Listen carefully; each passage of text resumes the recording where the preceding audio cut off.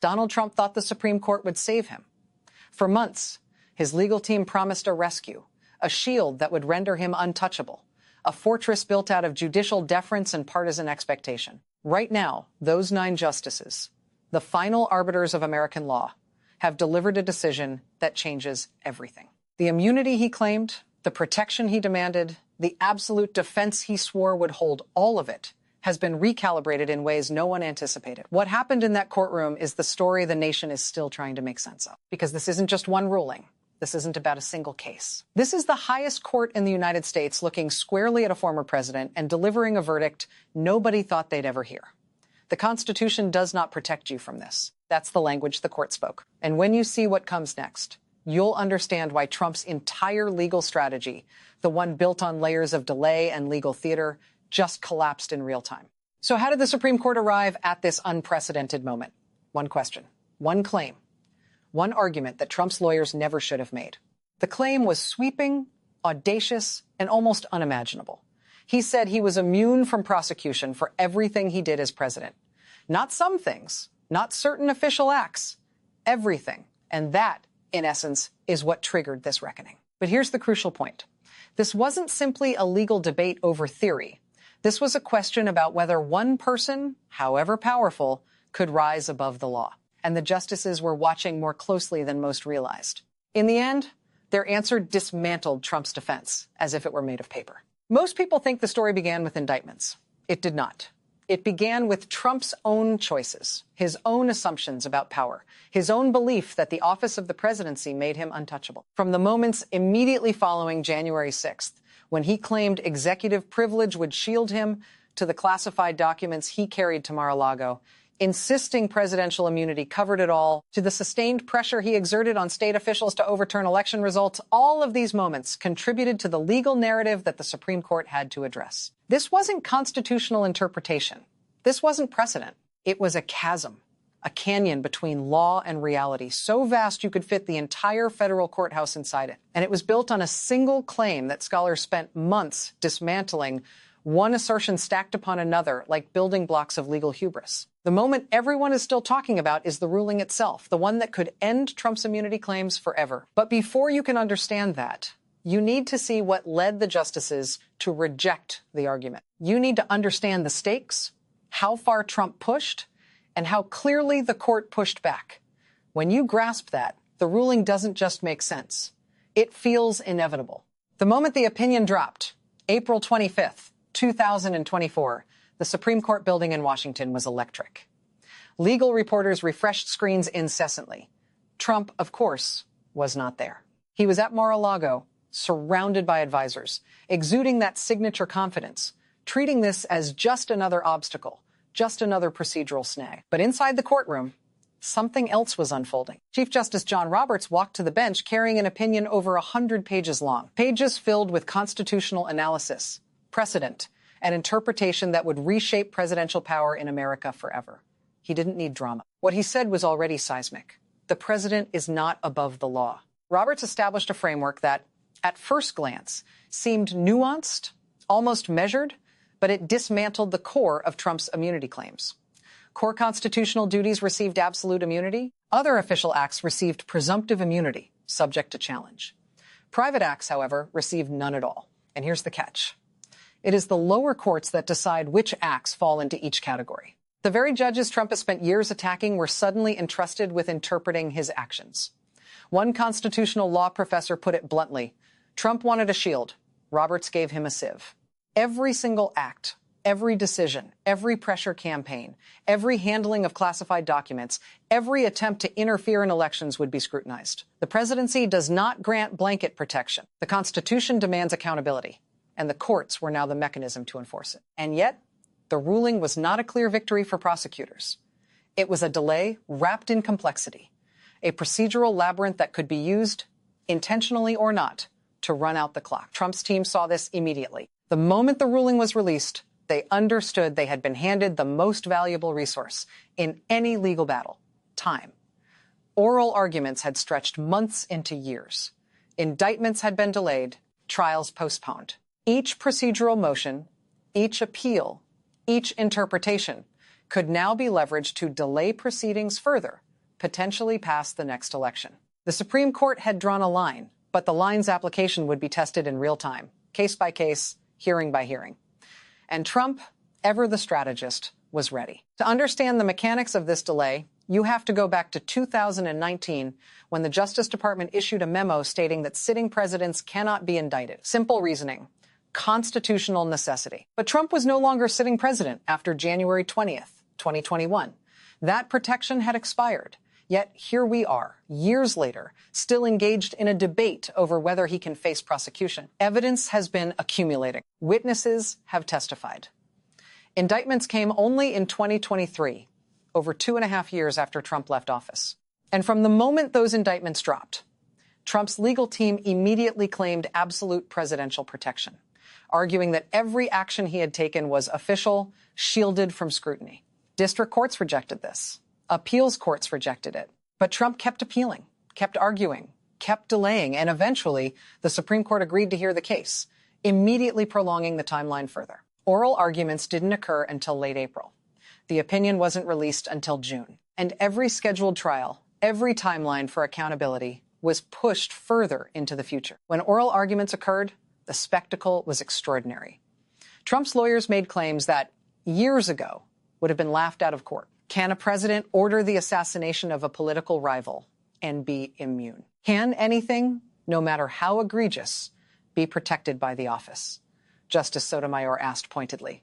Trump's lawyer hedged, claiming it depends on the circumstances. Silence fell over the courtroom, and 3 months later, the Supreme Court's opinion landed, measured in tone but catastrophic in consequence. Roberts' opinion clarified the framework, dividing acts into official and unofficial, protecting core duties absolutely, leaving other actions subject to scrutiny. And in doing so, the court created a procedural maze that now governs every one of Trump's pending cases. The immediate consequence is clear. Trials have been delayed, evidence hearings prolonged, and the prosecution schedule effectively dismantled. Every act has to be categorized, every motivation examined, every potential appeal considered. The courts are working through this framework, but time is running, and the election clock is louder than the legal clock. Prosecutors are racing against it. Trump is using it to his advantage. His legal team doesn't need to win outright. They just need to survive long enough for the consequences to potentially disappear. The strategy is working. Immunity hearings are ongoing. Evidence is being presented.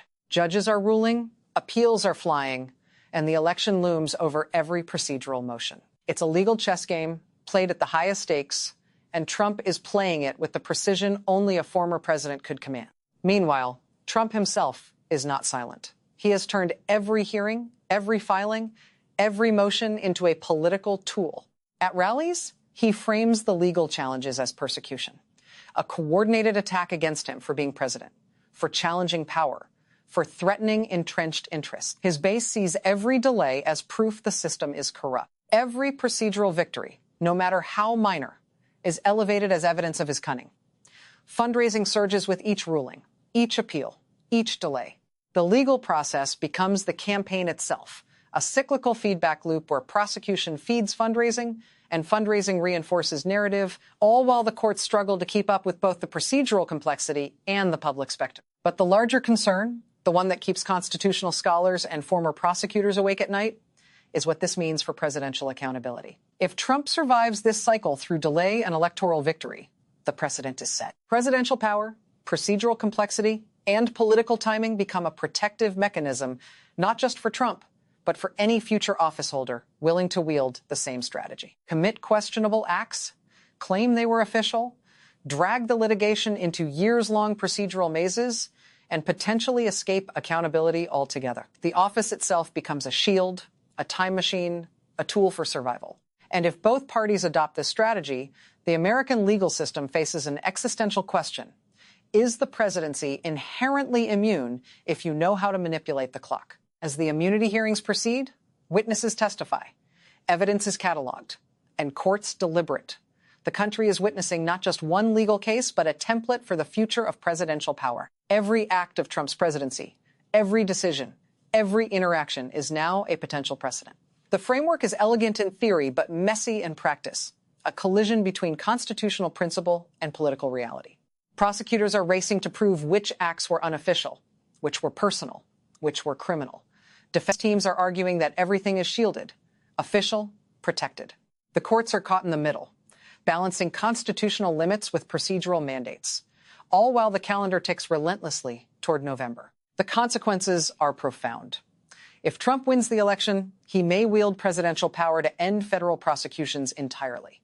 State cases may continue, but even they face new complications. The question of prosecuting a sitting president remains unresolved. The Supreme Court has created a framework that sounds reasonable but may be functionally unworkable in practice. And Trump has exploited it, using time itself as a weapon. This is no longer about guilt or innocence. It is about strategy, timing, and the very limits of power. The next 60 days will determine whether accountability survives or whether procedural complexity and electoral timing effectively create immunity in perpetuity. In the end, this is not just a story about Donald Trump. It is a story about presidential power itself, about whether the highest office in the United States can ever truly be held accountable. The Supreme Court provided structure, but it postponed the ultimate question. Now, we watch as the clock runs, as appeals proceed, as courts deliberate, as Trump campaigns, and as the nation waits. The stakes could not be higher. The implications reach far beyond one individual, far beyond one election, far beyond one legal proceeding. They reach into the very foundation of American democracy, asking a question that every citizen, every scholar, every lawyer must confront. Can a president be held accountable, or is the office itself sufficient to shield those who occupy it from consequences? The next rulings will answer that question, and the answer will echo for generations. And now we arrive at the part nobody wants to confront. The immunity hearings have progressed. The lower courts have begun categorizing Trump's actions, and the legal machinery he once thought impenetrable is moving but slowly, agonizingly slowly. Every motion, every argument, every disclosure, every witness deposition is another delay, another day closer to the election, another day for Trump to turn the legal clock into a shield. Jack Smith and federal prosecutors are racing against time, pushing hard, trying to establish that some of Trump's actions were private, criminal, outside the boundaries of the presidency. Meanwhile, Trump's lawyers are exploiting every procedural nuance, every loophole, every appellate path. It is a war fought not just in the courtroom, but across calendars, filings, and constitutional interpretations. The Supreme Court handed down a framework that looked like justice on paper, but in practice, it became a labyrinth designed to let him survive. Every case he faces January 6th, classified documents, Georgia election interference, New York financial investigations has been caught in this web. None have moved forward meaningfully since the Supreme Court ruling. Lower courts are forced to parse each act. Was it official? Was it private? Was it criminal? And every determination can be appealed, creating infinite layers of litigation. It is not that the law cannot reach him. It is that the system, as structured, is now perfectly primed to let delay do the work of immunity. Prosecutors are building their cases meticulously, but the clock is the enemy. Time is not neutral here. It favors the defendant, the one who can wait, who can litigate every nuance, who can campaign while the courts deliberate. And that's exactly what Trump is doing. Every rally, every speech, every public statement reframes the prosecution as partisan persecution, strengthening his narrative, energizing his base, fueling fundraising, and reinforcing the very perception that delay equals victory. Here's where it gets critical. The framework set by Roberts' opinion has created a roadmap not just for Trump, but for future presidents. If this strategy works, if delay, procedural complexity, and political timing allow him to escape accountability, then the precedent is written. Presidential power combined with the tactical use of courts can, in practice, become immunity. The office itself becomes a shield, not just for him, but for any president willing to exploit it. Commit acts, claim they are official, challenge every determination, appeal every ruling, survive until the next election, and power resets the legal system. Constitutional scholars are already warning that this could redefine accountability in America, that we may have entered an era where procedural mastery outweighs criminal responsibility, where elections and timing overshadow the rule of law. And Trump has turned this into a spectacle. Every legal move becomes a political moment. Every court filing is a campaign talking point. Every immunity hearing is a fundraising opportunity. The narrative is simple: persecution, corruption, political witch hunts. His supporters see the procedural delays as victories, as proof that he is outmaneuvering the system. Opponents see it as a dangerous erosion of law, a demonstration that the highest office can, in practice, insulate its occupant from consequences. Both interpretations are true. Both are consequences of the same ruling. The Supreme Court's framework is functioning exactly as it was designed, but the results are far more complicated than anyone predicted. Official acts, unofficial acts, absolute immunity, presumptive immunity on paper.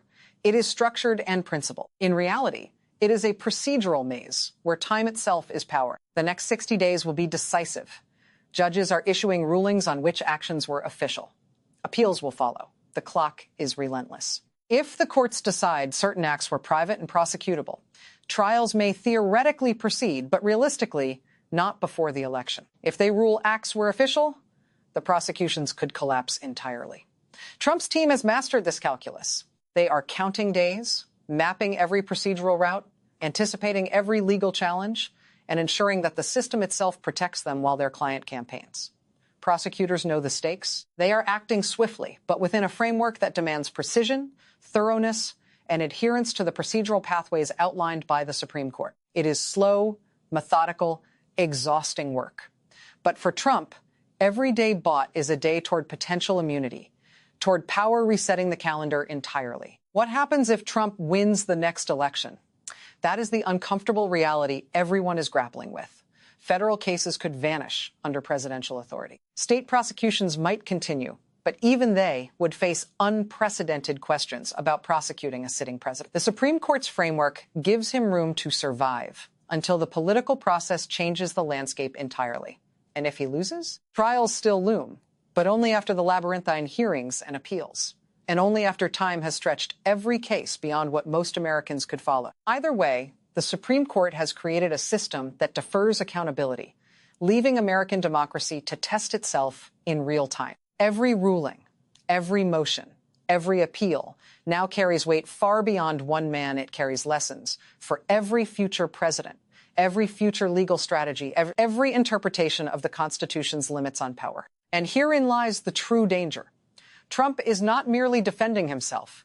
He is rewriting the playbook. Every president who comes after him can look at this sequence and see the mechanics. Act aggressively, claim immunity, delay, litigate endlessly, and leverage timing to survive. Accountability is no longer automatic. Justice is no longer inevitable. Power, procedure, and political timing have merged into their own protective system. Constitutional scholars, former prosecutors, and federal judges are all asking the same question. Have we inadvertently created a pathway where no president is ever fully accountable, where the office itself shields wrongdoing if wielded cleverly? That is the question the nation is facing, quietly, as Trump campaigns, delays, appeals, and litigates, and as courts follow the framework set by the Supreme Court, deliberately or inadvertently, into uncharted territory. And the final, unavoidable truth: the immunity decision did not resolve anything. It postponed everything. It transformed the legal process into a weaponized clock, a tool for survival, a maze that allows procedural mastery to dictate outcomes. Whether that was intentional or accidental, it no longer matters. The result is the same. Presidential accountability hangs by a thread, and the next 60 days will reveal whether that thread holds or snaps entirely. We are witnessing a test case not just for one former president, but for the limits of American democracy itself. The clock is ticking, the appeals are ongoing, and the election looms. Every court ruling, every procedural maneuver, every political moment now contributes to a single question that will echo for generations. Can a president truly be held accountable, or has the office itself become immunity enough? That question will not be answered on paper, and it will not be answered in abstract. It will be answered in real time, case by case, appeal by appeal, calendar by calendar, with consequences that may define the very meaning of presidential power for the foreseeable future. And for everyone watching, the lesson is clear. In this new era, power, procedure, and timing may be more decisive than law itself. The Supreme Court created the framework, Trump exploited it, and the nation waits, holding its breath, watching history unfold one procedural hearing at a time.